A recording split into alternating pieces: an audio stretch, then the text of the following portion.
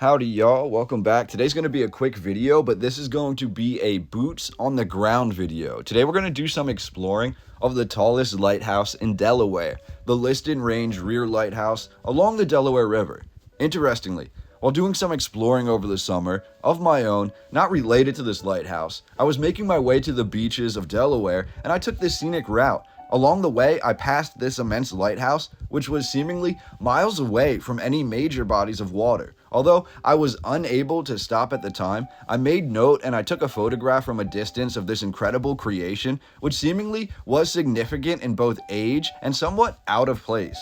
As fate would then have it, over this past weekend, I was again, coincidentally, just a few minutes down the road from the old world said to be second order style lighthouse. My family had invited me and my girlfriend to Frightland in Newcastle County, Delaware. I was again in store for a road trip from the Susquehanna Valley in Pennsylvania to the lands of Delaware. The splendor and the spookiness of Frightland aside, which I do highly recommend, I quickly realized after checking the directions to this Halloween haunt that I would be mere minutes away from the Liston Range Rear Lighthouse. I decided to go explore this place and this American history, which has been part of the National Registry of Historic Places since 1978.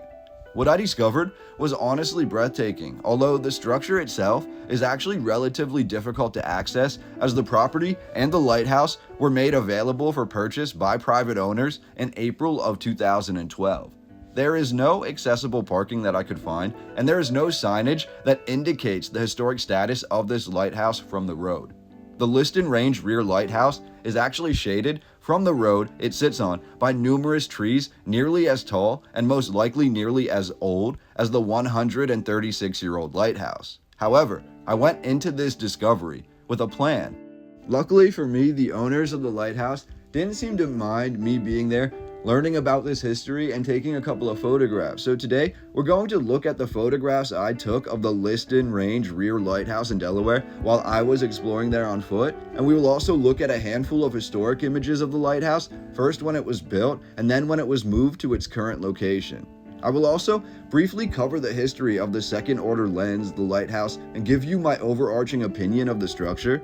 First and foremost, the structure absolutely looks old world to me, and the fact that it has not been renovated for nearly 100 years truly adds to the splendor of this design. The inner lighthouse tower, which sits within the wrought iron frame, is roughly 120 feet tall, and it is made of fine architecture of the industrial age. These pieces of outer sheet that are fitted together, that are welded together, that are riveted together. It's very interesting to look at. The cylindrical design is nearly perfect on all sides. Even until today, when I looked at it, I don't see that much deterioration even over a century later. And furthermore, if it's as narrow as it looks in these photographs, just imagine being directly within the wrought iron outer frame and looking up at the center tower. It's absolutely breathtaking. The tower also maintains the date that it was completed, and it says on the outside, as you can see here, 1876, although the current narrative says this was not completed until 1877. So just another small discrepancy. The official architecture design is said to be a pyramid skeletal tower with a cylinder. The light has a focal point of 177 feet, which was a second order lens at one point. However, the overall architecture is considered to be 19th century Greek revival. The Liston Range Rear Lighthouse operates as a pair of lights, or a range, along with the Liston Range front light, which, when aligned and powered on, indicates to the navigator of a vessel that they are on the correct course. The Liston Rear Range Lighthouse was also said to be part of a larger complex of lights known as Liston's Tree Range, which stretched from Delaware to New Jersey. The light was first operated in April of 1877 and continued at its original location closer to the Delaware River until October of 1904, when it was moved to a new location because of a new water channel that was created. After the light was moved, it received second-order renovations to make way for the second-order lens delivered from Paris, France. This was first operated on May 15, 1906. The last renovation of the Liston Rear Range Lighthouse was not a structural one, and the identity of the architecture has remained relatively the same since 1906. However, in roughly 1930, with the onset of the Great Depression, the second order lens was replaced and removed, and an electric bulb of 250 watts, as well as an automatic bulb changer that would detect and replace burnout bulbs automatically, was installed. That is essentially when this narrative goes cold. Obviously, I have numerous questions that I would have loved to have answered at the time. To me, this lighthouse at one point served a very significant purpose, as we can tell from the narrative.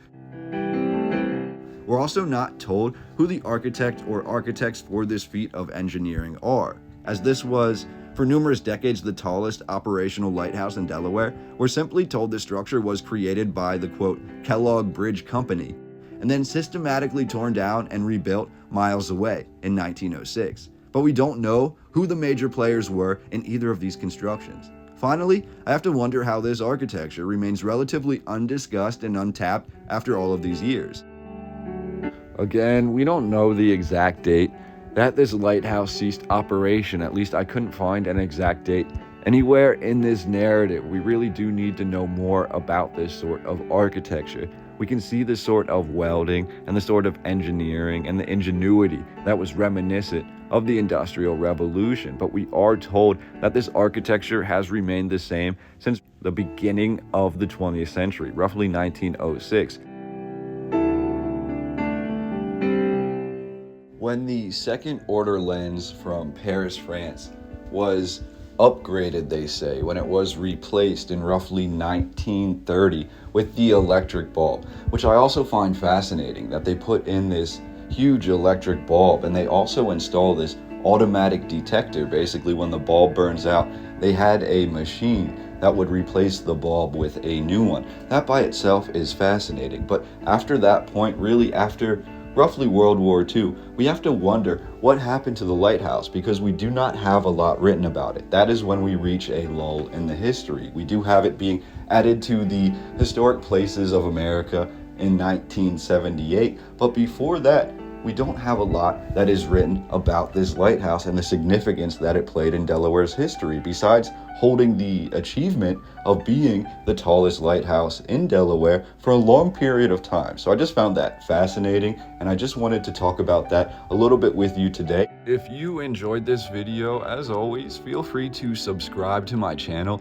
as that is the best way to support the channel and to get this information out there and to help share these photographs and this information with others who may not have heard of these topics before. You can also like this video, you can leave a comment down below, and you can also reach out to me directly or support the channel in a more direct way. I would love to hear from you, and I can't wait to discuss more with you on the next video.